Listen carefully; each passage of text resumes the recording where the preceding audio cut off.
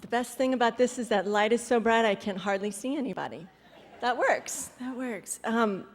What an honor. Everybody has said it. It's such an honor to share the stage with these incredible athletes, and the other Hall of Famers that were up here tonight. Shaking everyone's hand was just a thrill. And thank you to Jody and the Hall of Fame staff, Ken Lancaster, Don Mariotto Jr., I'm so sorry, for that video. The videos of me very young were Super 8 films, so Don managed to get all those put together into a DVD for me. I dove and competed for 21 years, and the 4 years I was here at Miami were the happiest of my career. I not only received the gift of an incredible education from this prestigious school, but I got to dive outside in the Miami sun at a facility that had everything I needed, with great teammates and an amazing coach. Although today, if you felt that wind, we also dove in that. So up on the 10 meter with your toes on the end and your heels hanging off and that wind blowing in your face, try it sometime. It's really a thrill. I was also, as if all that wasn't miraculous enough, I had some other people surrounding me that made this happen. I would not be here tonight if it weren't for a few people, and so as everybody's done, I want to thank them. There's a few people that couldn't be here tonight. Both my parents have passed on, but they were obviously instrumental. My dad was my first coach. He was taking me to the pool when I was 3 years old while my sister was diving at practice so that my mom could have the night off and have some space. And of course, I was copying my sister, and I got all kinds of kudos for being so cute. So kind of wired in me to be a performer. My 3 older sisters were unbelievable in giving me their time and their energy and their emotional and sometimes even their financial support. They went out of their way in my diving career to fly all over the country and to be with me. And a couple of the amazing things they did, Cindy, the oldest, who has an incredible gift of organization and detail and managing things, she flew down here to Miami on a moment's notice, I think 3 different times, just to help me get things in order, help me get my paperwork in order, help me get my notes, help me get my school stuff, pack, unpack, travel internationally. She just came down and rescued me from a paperwork nightmare. Holly, who's a chiropractor, among other things, one of the most incredible things she did was one time on 2 days' notice, she went out and bought a $7,000 machine that would help heal a new back injury I had, and she brought it with her on the plane to California to the Nationals and treated me literally between dives. And my sister Candy, the one that I was copying, she never got to see her Olympic dreams come true because of a shoulder injury that ended her career, but she was always there with enthusiasm for every one of my accomplishments, from the small, I remember the first meet, 10 and under meet I won when I was 7. I got this cute little gold trophy, and you would have thought I won the Olympics. She was screaming so loud on the pool deck, so it was just amazing. And she did get to go to the Olympics with me, so I had her there with her support. Like any good parents, my parents taught me to say thank you, but it was sometime much later in life, maybe in the last 10 years, that I really started feeling deep, heartfelt, gut-felt gratitude that went so far beyond what a thank you is. And so when I was told that I was going to have a chance to speak tonight, I was just overwhelmed with the gratitude I was feeling for the people that helped me and the opportunity to say so in front of some listening people. So I want to tell you about a couple very special people that are here tonight. These 3 gentlemen never asked anything of me. They just were purely giving. Besides my coach, who I'm going to save for last in order to draw out his anxiety over what embarrassing stories I might tell, I want to introduce you to a couple other people. First, I'd like to tell you about my dear friend, a man named Arthur Curtis. Arthur was way ahead of his time, and he affected my life on so many levels. What these people did for me in diving, it was this much. How it impacted my life is unbelievable, and Arthur was one of those people. He was a Pilates teacher. Long before Pilates was a household word, he was teaching it. And after 6 months with Arthur, my dives that were supposed to look graceful went from 6.5, 7 at national meets to 8, 8.5, 9.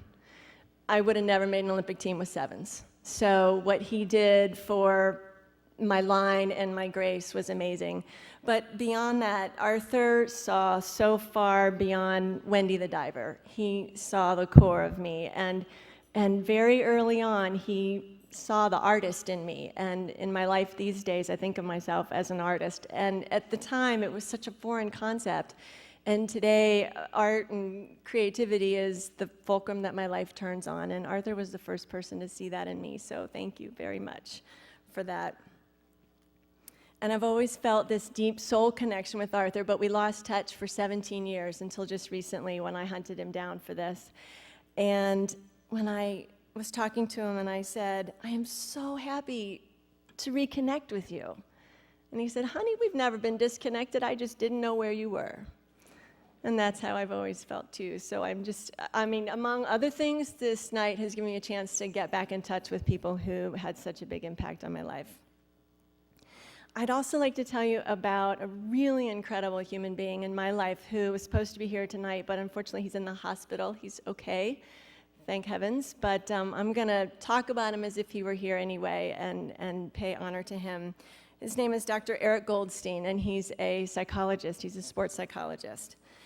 When I came to the University of Miami, I'd been training for 15 years. I was very disciplined. I was very intense. I was very driven. Basically type A, heading for disaster and burnout. So Dr. Goldstein was the team sports psychologist. In general, he was doing a lot of biofeedback, and I said to him, look, maybe your biofeedback thing will help me, but I just need help getting my life together. I'm kind of an emotional basket case.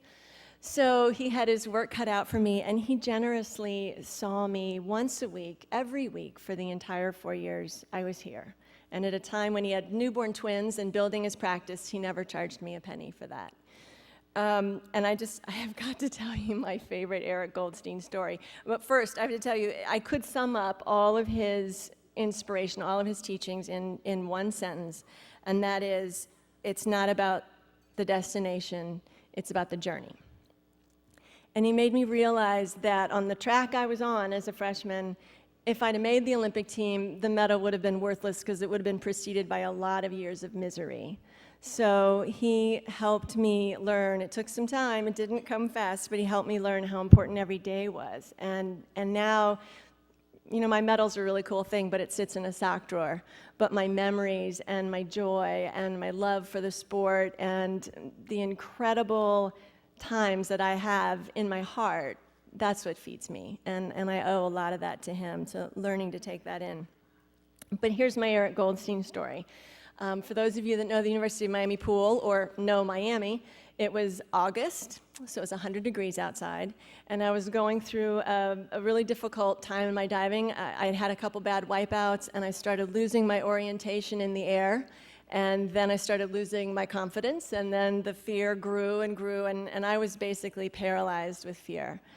And one day, in this 100-degree weather, Eric comes over to the pool on his lunch hour in a long-sleeve dress shirt and a tie, and he goes up to the 10-meter platform with me to try to get me out of my head and get me trusting my body. He used some really creative, shall I say, without going into detail, some creative ways to get me not paying attention to what was going on in my head and just trust and jump and get off the platform. But I remember whining to him about something because in addition to it's not about the destination, it's the journey, there was an offshoot, which was when it's not fun anymore, it's time to quit. And by this point, it was my senior year, I had learned to have fun in diving. So here we are, we're up on the 10-meter, he is pouring sweat, I'm in my Speedo, he's in his tie, he's doing all these crazy things, kicking my butt, trying to get me off. And I whined like a 4-year-old kid, and I said, but it's not fun anymore, I quit. And he basically said, not here, not now, not from this weakened place, not from this scared place, it'll haunt you the rest of your life. And he pushed me through it, and he got me through it, and I'm sure you can all imagine that it was just one of the greatest lessons of my life, and I have used his wisdom continually whenever I'm facing anything difficult. So to Eric, God bless him. I hope he has a speedy recovery from what's going on with him, and I just wanted to tell you what an incredible guy he was. So lastly, my coach. Although diving isn't as popular as football or baseball or basketball, we have an incredible history here of great coaches, great diving coaches at the University of Miami, right up to present day. Randy Abelman, who just put this jacket on me, absolutely amazing. And I was blessed by spending time with one of them. One time I figured out I did about 250,000 dives in my career. And divers don't do anything without somebody watching. So some coach watched every one of those dives. And the most enjoyable dives of my career came under the watchful eyes of Scott Rich, who's under the lights, and I can't see him, but he's back there somewhere. Each year I was here, there was something major that became a life lesson for me that Scott had a hand in. But I want to back up just a second. I have to tell you that when I was 12, one of the previous coach at the University of Miami was an international coach for a junior team that I was on. And he was sharp, and he was witty, and he was motivational, and he looked like Robert Redford. And I pretty much decided then and there I was going to go to the University of Miami, even though I knew nothing about the school.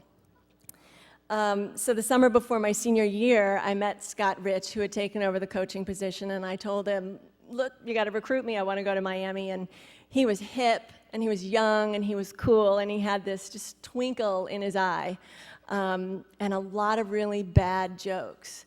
But, you know, he gave it a good try. On my recruiting trip, I discovered we'd get to dive outside in the sun. The pool's in the middle of the student union. On Fridays, there's live music, so loud you can't even hear the coach, which is kind of nice for a change. But just an absolutely incredible atmosphere for me to come into. And truly, I felt guilty for taking other recruiting trips to Ohio State and the University of Texas, because there was never any contest. I was destined to be a cane, and I was destined to dive with Scott.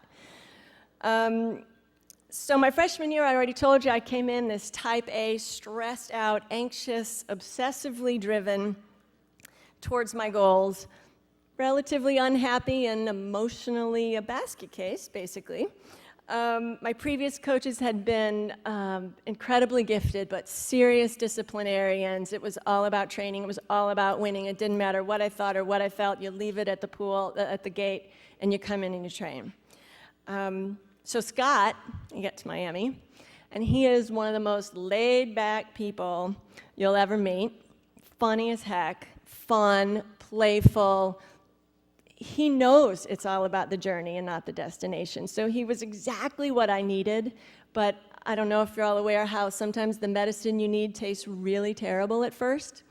So my freshman year was very, very challenging as I was trying to understand this concept that diving was supposed to be fun and regain some of that innocence and some of that joy. I remember this one time I came to the pool for practice, and it was a little bit windy, maybe a little rainy, I don't know, but nothing we normally didn't train in. And Scott says, we're going to go bowling. And I was like, what is wrong with this character? Bowling? This is a precious 2 hours of training. I can't miss this 2 hours of training. He's crazy. What have I done? And I was so worried I'd made this huge mistake. I can't remember if I went bowling or not. I think I somehow got myself out of it. So Scott basically shook up all my beliefs of what I thought I had to do to be a great athlete. By the end of my freshman year, I was burned out. I was confused. I didn't know what was important anymore. And I asked Scott if I could take the summer off. And this might not seem like a big deal to any of you, but basically divers get a week or two off in September and a week at Christmas, and that's what I'd done for 15 years. So when I asked Scott for the time off, he said, are you crazy? My walk-ons don't get the summer off. But he gave me an incredible gift. He trusted me. And for the first time, he let me make a decision about my career and about my life, and he trusted me to take the summer off. He trusted me to know what was best for me, which is, of course, a great lesson I've taken into life. he probably knew I needed to spend a little time bowling. So I did. I went and I had a summer of fun, and I started to develop a life outside of diving. And at the end of the summer, what drew me back, in part, was Scott's willingness to let me go and let me fly. And I'm so grateful for that. It changed everything. I came back my sophomore year happy, rested, fresh, ready to have fun, ready to make friends with these teammates and let them into my life. And I'm sure I don't need to tell you that the best years of my diving career were right around the corner. I'll keep the other years short, but I have to tell you that my sophomore year was going great until February when my dad passed away at SEC's. And Scott was amazing. He knew exactly what to do to get me through, and he knew how to rally my teammates around me. And it was just really a pivotal time in my life. My junior year was the Olympics, and although for whatever 15, 18 years I dreamed of making a US team, what I'm most proud of is that I made the Hurricane Olympic team. Scott Rich coached 9 people to the 1988 Olympics that represented 8 different countries. Speedo made us matching green suits and T-shirts that said Hurricane Olympic Team and had all of our flags on the front. And that was what I was the most proud of. And those people were my Olympic teammates, and Scott, of course, my coach. Finally, my senior year, we finally won an NCAA, something I'd been dreaming of the whole time. And again, it just wouldn't have been anything without my connection to Scott. That's what it was all about.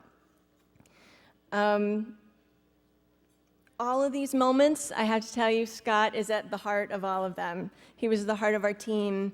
My time at Miami is, in my mind, my time with Scott, and it's very, very precious to me. And I'm just so, so grateful that he came tonight. He's now the head coach of the University of Arkansas, that I could tell him this and tell you all and share with you what an amazing person he is, and just what an amazing experience it was to be here at Miami. So many things that extend into life, so far beyond athletics. I think that's pretty much what everybody up here has been saying.